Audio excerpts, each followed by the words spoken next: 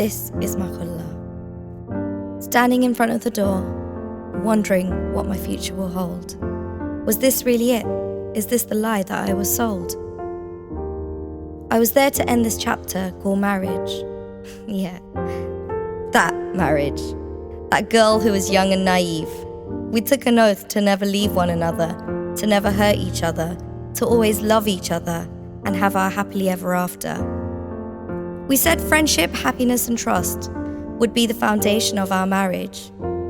We promised to never lie, to never cry, and certainly never to give a reason to spy. It all just came back. I stood there frozen, and Ma came from behind and whispered, "It will be okay, Cholo Jai." It took me nearly 2 years to finally allow my rage to speak. God, do I remember that day. It was finally time where I could say, "Please, grant me my Khula." Let me tell you a bit about my Khula. It's my Lord's way of showing He cares. Although we know He makes us in pairs, but sometimes the whispers can cause a relationship to tear. It's not for a man to decide when you eat, breathe or sleep. We have been gifted a voice. We can refuse to be in a marriage that gives you no choice. He has created paths for us. And for me, it was the journey to my Khula. Shaken, broken, hurt, and in need for support. With hope in my heart, I went to the court. Please, grant me my Khula. In an institution full of men, Ma and I walked in with our heads held high. She kept telling me there's no reason to cry. My mother's strength and the warmth of her touch gave me the confidence to voice my pain. The brother's first question was if I was a good wife. What? What do you mean by a good wife? I replied. Where is your hijab? Your beauty is only for the eyes of your husband, he said. I felt my heart sink and a lump in my throat. I suddenly couldn't speak. His assumption was enough for me to find my voice, and in shock I replied, but are his eyes not only for me? The same mistake made once or twice could be a forgiven deed, but not when it becomes a person's soul and creed.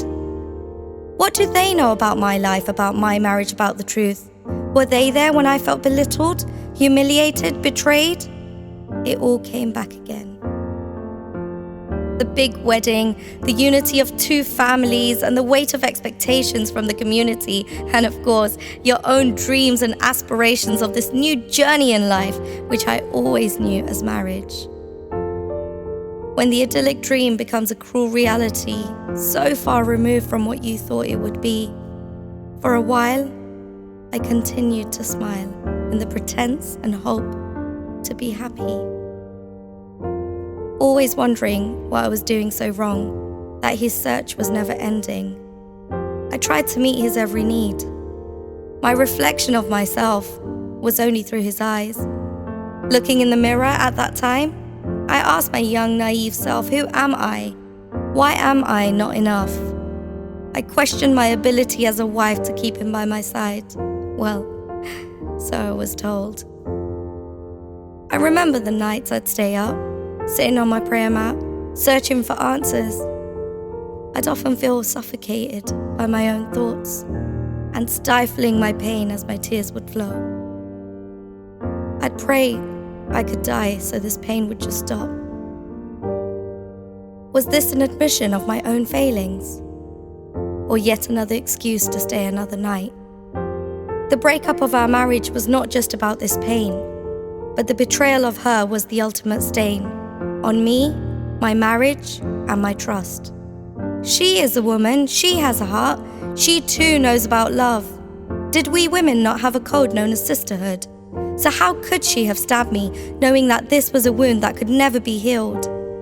All these memories came flooding back as I sat there and I asked, please, please just grant me my Khula. A few years later, who would have known that this piece of paper would be the beginning of my new chapter? My right, my freedom, and my sanity came through my Khula. I wasn't that young, naive girl anymore. Yeah, some scars run deep, and sometimes it's meant never to heal. Because some wounds leave scars that remind us of what is fake and what is real. It's not about erasing the past, it's about creating a happy future that will last. It's not about anyone else, it's about me. And finally, by sharing my journey, I have set myself free. I'm a woman, I'm strong, and I'm bold. My life has just started. I've built this courage, this confidence, and stayed true to my faith so I can be a voice for the voiceless. Standing here now, I know how I'd like my life to unfold. The story of my life is in the pen that I hold. This is my Khula.